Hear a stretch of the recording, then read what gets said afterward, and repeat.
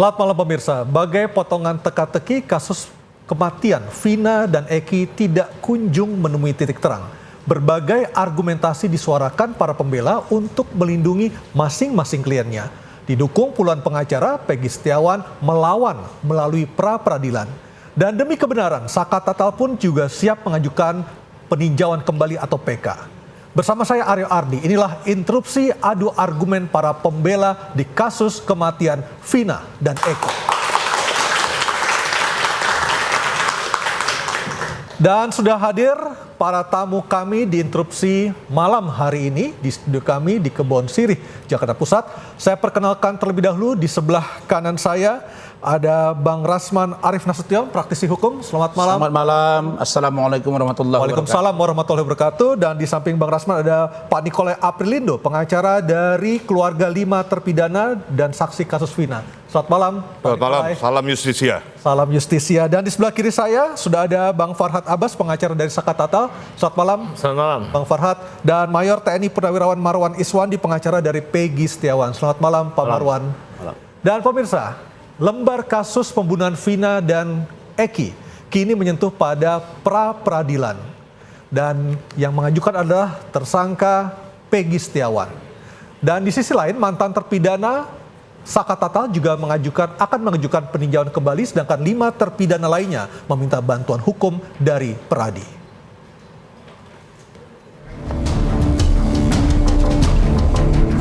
Proses hukum kasus pembunuhan Vina Arsita Dewi dan Muhammad Rizky alias Eki masih bergulir dan belum menyentuh titik terang.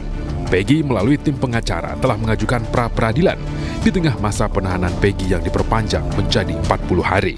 Kalau polisi bisa membuktikan, alat buktinya seandainya pisau itu ada atau samurai dan penyebab kematian karena tusukan, hasil otopsi penyebab kematian ada karena tusukan, pisau pun sesuai dengan otopsi, ditemukan juga di jarinya si Peggy Setiawan.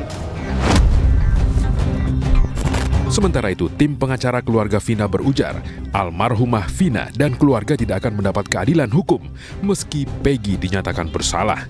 Kasus ini sebaiknya penyidikannya sementara ditunda dulu agar Pak Jokowi membentuk tim pencari fakta yang netral, terutama dari para ahli hukum pidana dari universitas.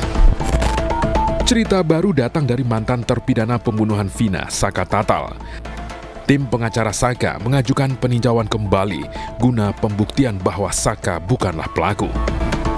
Saksi yang berbohong kita laporkan, ya. Walaupun mereka mencabut, sekarang sudah kita syukuri, tapi kita akan laporkan bahwa ada keterangan saksi palsu di situ.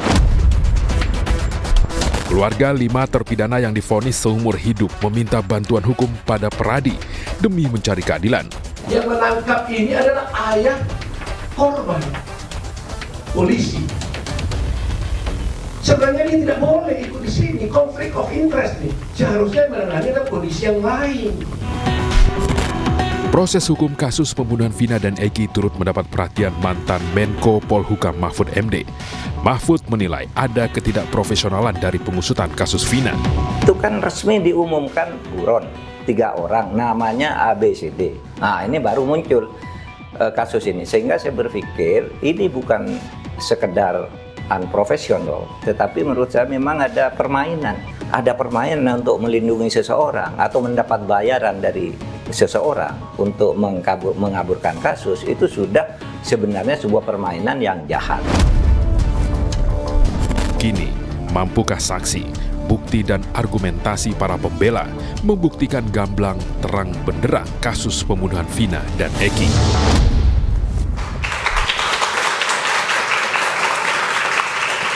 Pak Nikolai menyambung tadi dari tayangan yang baru saja kita saksikan. Apa yang membuat Bapak bersama anggota Peradi merasa yakin untuk membela 5 orang terpidana yang keluarganya datang meminta bantuan hukum? Ya, terima kasih. Jadi saya sampaikan dari awal dulu, ketika itu Pak Deddy Mulyadi, Kang Deddy Mulyadi membawa ibu dan kakak keluarga dari 5 terpidana. Kemudian 4 saksi, yaitu Okta, Teguh, Syafudin, dan Pramudia. Ya. Dibawa ke kami, kemudian mereka bercerita tentang kasus ini dari A sampai Z, dari awal sampai terjadilah penahanan itu dan terjadilah vonis.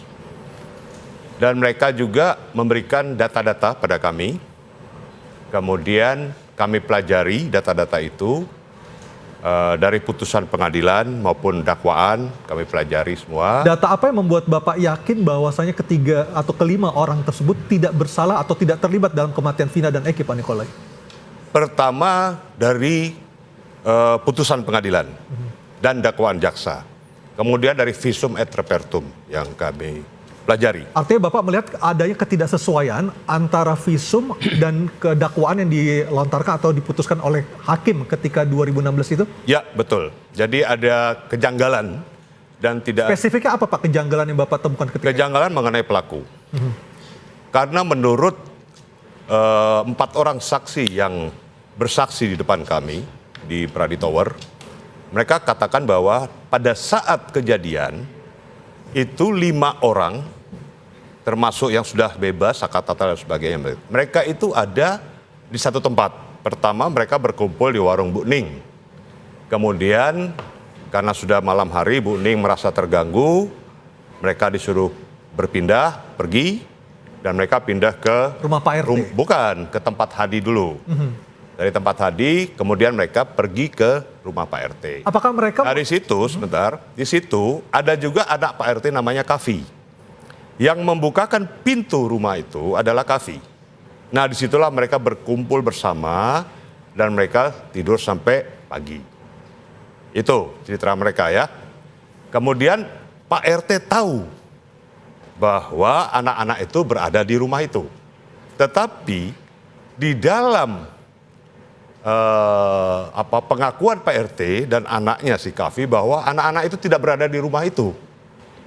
Jadi satu orang mengatakan bahwa mereka tidak berada di rumah itu, yaitu Pak RT. Ya. Sedangkan 9 orang dari anak-anak ini mengakui bahwa mereka berada Bermalam dan tidur hingga pagi bermalam di di situ. situ. Karena mereka minum-minum dulu di warung Bu Ning itu, minum ciu bakonang. Apakah keluarga yang datang ke Pradi kemarin juga mengatakan mereka mengenal Peggy Setiawan? Mereka mengatakan, ada yang mengatakan kenal tapi tidak melihat Peggy di tempat kumpul-kumpul mereka. Oke. Jadi itu pertama, sebentar. Dan mereka tuh minum-minum di tempat Bu Ning, jadi minum ciu bakonang. Ciu bakonang, ciu itu mereka minum yang sudah disediakan oleh Kavi, oleh anak Pak RT. Jadi minuman itu disediakan oleh Kavi, anak Pak RT. Setelah mereka agak sedikit teler, mereka pindah tempat karena sudah ribut-ribut di warung Bu Ning, mereka teler, pindah tempat ke Hadi, kemudian pindah ke rumah Pak RT. Nah, situlah mereka tidur. Baik. Dan tidak ada satupun yang keluar sampai pagi. Oke. Pak Marwan, apakah Anda sudah pernah bertemu dengan keluarga dari 5 terpidana ini untuk mengklarifikasi atau mengkonfirmasi ataupun mengkonfrontasi keterangan yang Anda dapatkan dari Peggy Setiawan? Untuk ketemu yang 5 keluarga ini, ada tim kami yang di Cirebon sudah ketemu. Dan yang dikatakan sinkron dengan apa yang dikatakan oleh Pak Nikolai ya? Sinkron. Dan jadi gini, kalau untuk ini kita fokus ke klien saya ya. Klien saya waktu kejadian perkara itu adanya di Bandung. Ya, itu yang Khusus sesuai itu keterangannya untuk klien saya. Ya. Nah, kita fokus ke klien saya. Klien saya kami adanya di Bandung. Dan ada diperkuat lagi keterangan daripada 3 orang saksi. Tapi tidak usah saya sebutkan sini saksi-saksinya. Memang klien kami memang ada di Bandung saat itu. Itu saksi-saksi itu akan Anda ajukan juga akan di pra-peradilan nanti di tanggal 24 atau seperti apa nanti? Oh jelas, seperti kami ajukan. Kami sebenarnya kemarin kami minta diajukan juga itu saudara Ibu Nining. Ibu Nining ini menurut dari putusan pengadilan saya baca, mereka sebelumnya itu kumpul di rumah Ibu Nining. Tapi Ibu Nining sekarang sudah tidak ada lagi. Ada apa terhadap perkara ini? Sebab perkara ini sebenarnya kalau saya lihat perkara ini memang menjadi pertanyaan berat bagi saya. Makanya saya berulang kali saya sampaikan. Motivasi kejadian perkara ini adalah dari saudara Andi. Waktu mereka minuman keras di rumahnya Ibu Nining, si Andi ini berbicara, mengatakan kepada mereka ini minta bantu karena mereka ada masalah sama geng motor ektasi. Belum begitu lama, kira-kira jam berapa itu, tapi tidak begitu lama, sekitar mungkin jam 21 atau apa, si korban, si Eki bersama Pina lewat, menggunakan jaket ektasi. Model dari putusan pengadilan. Saya sudah membaca putusan pengadilan. Setebal ini putusan pengadilan. Nah, setelah itu mereka kejar, singkat kata singkat cerita, mereka bawa ke lahan kosong. Nah ini di lahan yang kosong ini, kalau si Peggy alias Peron, bukan Peggy Setiawan ya. Kalau Peggy Setiawan dia klien kami. Kalau Peggy alias Peron itu hanya membuka baju, mencium dan meraba payudara, tidak melakukan pemerkosaan. Dan di keterangan para saksi yang lain itu, Peggy alias Peron itu melakukan penusukan terhadap korban. Kematian daripada korban ini adalah disebabkan oleh benda tumpul, bukan karena tusukan. Yang lebih lucu lagi dan lebih aneh lagi, perlu kita garis bawain, perlu lucu dan aneh. Si Andi motivasinya ini oleh Polda Jawa Barat dikatakan fiktif. Berarti perkara ini adalah perkara fiktif. Sementara yang lain dihukum benaran. Sekarang klien kami mau dihukum juga. Itu yang Anda sampaikan, mengapa Anda berani mengatakan, coba lihat ada nggak sidik jari Peggy di dalam ataupun di di benda senjata tajam yang dikatakan untuk membunuh Vina dan Eki. Makanya saya bilang, kalau memang profesional, katanya pakai samurai. Ya. Mana samurainya? Sudah ada nggak sidik jari daripada Peggy Setiawan? Kalau tidak ada ya sudah. Kenapa mesti harus mengambil ijazah? KTP, apa hubungannya sama perkara itu? Itu ijazah dan KTP diambil setelah Peggy ditangkap? Setelah ditangkap. Padahal ketika motornya disita tahun 2016 tidak dilakukan penyitaan dokumentasi. Menurut pengakuan dari keluarganya tidak. Bang Farhad, kalau dari sisi Saka Tatal, apakah jadi untuk melaporkan ketiga orang yang Anda sampaikan memberikan keterangan ataupun kesaksian palsu? Ya, sebenarnya ini agak dilematik buat kita ya. Alasannya apa, Bang?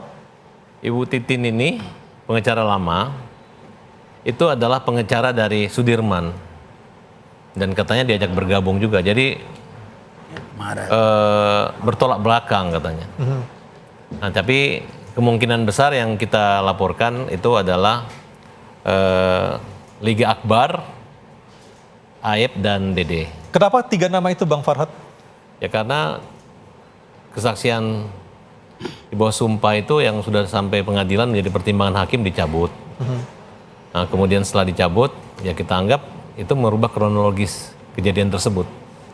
Oleh karena itu, untuk kepentingan, walaupun tidak menjadi saksi pada perkara Saka Tatal, tapi itu merupakan rangkaian gitu. Karena kami menilai perkara ini lebih cenderung mengutamakan pengakuan tersangka. Bukankah Liga sudah mengatakan dia mencabut karena ketika tahun 2016 ketika dia menyampaikan kesaksian di BAP itu dia mendapatkan intimidasi dan tekanan dari penyidik? Ya itu karena arahan itu. Berarti kan ada satu rangkaian cerita yang tujuannya adalah untuk menghukum. Karena jujur aja dalam perkara, saya nggak bicara fokus perkara secara umum, tapi khusus Saka Tatal, bahwa pertimbangan majelis pertama bahwa pledoi pengacara kita itu kurang. Salah alamat gitu, ditujukan kepada majelis hakim nomor perkara 195, harusnya perkara nomor 16. Nah, akhirnya tidak dikesampingkanlah pembelaan itu. Kemudian pada saat banding, memori bandingnya tidak ada. Gitu. Setelah saya pelajari lagi, sempat malah saya katakan bahwa pengacara lama melakukan satu kelalaian gitu, malpraktek advokat, di mana tidak menyertakan apa yang harusnya membela dan membebaskan Saka. Nah, tapi ternyata dia mengatakan ada. Cuman ini adalah satu kejahatan yang kita anggap mungkin disengaja oleh oknum-oknum tertentu. Ada apa sebenarnya? Oknum itu dari penyidik? Kemungkinan dari pengadilan. Dari pengadilan, artinya ada jaksa, ada hakim? Ya makanya saya bilang sebenarnya perdebatan kita selama ini nggak fair juga. Karena saya lihat polisi yang diserang terus. Padahal peran daripada majunya sampai vonis itu adanya peran jaksa penuntut umum yang mem-P21 perkara tersebut gitu. Sampai sekarang tidak ada dari kejaksaan ngomong, tidak ada eksaminasi daripada kejaksaan. Padahal ini sudah menjadi perhatian dan menjadi perhatian presiden agar ditindaklanjuti gitu. Nah, bahkan menunggu PK, kami akan minggu depan PK. Bahkan saya mengatakan presiden itu kan punya hak prerogatif, hak konstitusi yang namanya gerasi. Kalau gerasi ditolak, namanya abolisi masih ada. Amnesti masih ada. Nah, kenapa tidak menempuh cara tersebut dengan mengeluarkan tim pencari fakta bahwa sebenarnya kejadian yang katanya orang rekayasa ini, ya taruhlah rekayasa. Bagi saya polisi sih tidak perlu dibela lah, karena memang dia berdasarkan bukti. Apalagi yang nangkap, yang menyiksa itu adalah dari Polres Cirebon waktu itu. bukan dari Polda Jawa Barat. Nah, maksud saya, ada nggak tindakan yang luar biasa agar mereka ini ya minimal dikeluarkan dulu, dibebaskan dulu, sembari sembari membuat jangan sampai terjadi kegaduhan di masyarakat, karena kejadian ini kasat depan mata banget. Mulai dari pembuktian yang sifat mengejar pengakuan tersangka, ya bagaimana bisa menemukan kebenaran material kalau masih menggunakan gaya lama gitu. Baik, seperti itu. Bang Rasman, artinya kalau dilihat dari 3 statement dari 3 narasumber kita ini, muaranya berawal dari penyidikan dan penyelidikan polisi yang tidak profesional, seperti itu.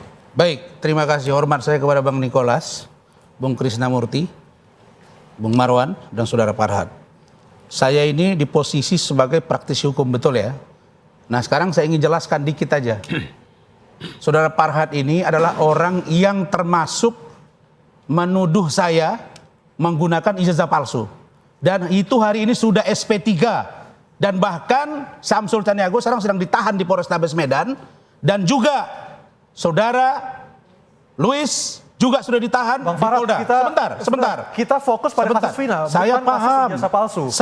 Saya dibilang ijazah palsu sarjana hukum, Bapak. Oke. Saya harus clearkan. Jadi sebentar. itu sekarang sudah SP3, clear. Oke, saya kita lanjut balik ke Vina. Nggak, biar ditonton orang semua ini. Silakan Bang, kita balik ke Vina. Nah, ini track record saya nih soalnya. Silakan Bang. Jangan emosi, jangan. Baru yang kedua, tenang abangku, aku hormat Bang. Yang kedua, saya melihat statement Saudara Hotman diperkuat oleh Saudara Farhad bahwa perlu tim pencari fakta. Urgensinya apa? Presiden sudah memerintahkan. Sambo saja yang besar begitu, tidak ada TPF-nya dan tuntas. Apalagi hari ini. Hari ini saya dapat informasi. Saudara Peggy, mohon maaf ini rekan saya Marwan, itu sudah dilakukan uji. Pertama psikologi, kemudian uji lie detector, uji kebohongan. Dan diperiksa juga Facebook-nya. Tapi Anda setuju? Dari data-data, sebentar, dari data-data Facebook, saya dapat informasi itu sudah mengarah kepada dugaan kita bahwa Peggy adalah pelakunya. Itu poinnya. Ada pertanyaan? FB setahu saya, mohon dikoreksi juga Pak ya, FB itu sempat hilang, terus tiba-tiba muncul lagi. Benar seperti itu Pak Marwan? Ya, betul. Sebentar, Betul. Saudara Peggy, dalam informasi yang saya dapat, ini kita men-tracking bahwa Peggy sudah mengakui bahwa itu Facebook dia. Oke Pak Marwan silakan. Terus, abang ini terlalu menguasai permasalahan saya lihat. Pokoknya dia tuh udah tahu semuanya masalah permasalahan ini. Padahal dia hanya mendapatkan dari info, dari katanya-katanya. Bang Rasman. Bang Rasman, untuk mengetahui orang tersebut mati membunuh itu harus dilihat dari alatnya. Kalau seandainya polisi menemukan, saya bilang menemukan daripada yang tadi, matinya korban itu karena benturan benda tumpul, karena batu. Di batu itu ada sidik jarinya klien saya. Itu baru saya iya. Kalau hanya dari Facebook, dari ijazah, dari mana ceritanya? Bang Rasman nanti gini Bang. Saya ngomong dulu. Sebentar. Bang Rasman, kalau Bang Rasman ini baru katanya aja baru dapat ya. Biar Bang Rasman tahu menguasai permasalahan. Nanti selesai acara ini Bang Rasman temuin saya. Ada putusan pengadilan setebal ini Bang. Saya serahkan ke Bang Rasman biar Bang Rasman enak cuap-cuap di TV gitu loh. Oke, silakan Bang Rasman. Saya kalau data saya rasa nggak perlu dari Saudara Marwan ke saya. Data saya valid, tapi saya membahasakan presumption of innocent. Praduga tidak bersalah, itu orang hukum. Karena itu, saya ingin katakan bahwa setelah Farhad ini, undanglah Hotman kemari. Supaya kita berdialog, bisa kelihatan begini. Konstruksi yang saya lihat dan saya dalami. Bahwa ada 3 TKP terhadap meninggalnya Vina dan Eki. Salah satunya, saudara sudah mengatakan tadi menggunakan jaket XTC, benar. Dan disitulah terjadi pembunuhan itu, dibawa di flyover, dekat flyover awal, kemudian dibawa ke kebun kosong, disitulah dibunuh, dihabisi, dan juga dilecehkan. Seksual, kemudian dibawa ke flyover bagian ujungnya lagi. Jadi 3 tempat. 3 tempat ini, ketemulah yang ketiga itu dengan Pak Suroto. Oke, Dan Pak Suroto itu itulah yang mengatakan bahwa dia menemukan benar. Baik. Data yang kita punya dia yang menemukan, tapi 2 lagi dia tidak tahu. Baik, kita akan menemui dan berbincang dengan Pak Suroto usai pariwara. Pak Suroto sudah standby bersama kami malam hari ini langsung dari Cirebon. Interupsi segera kembali.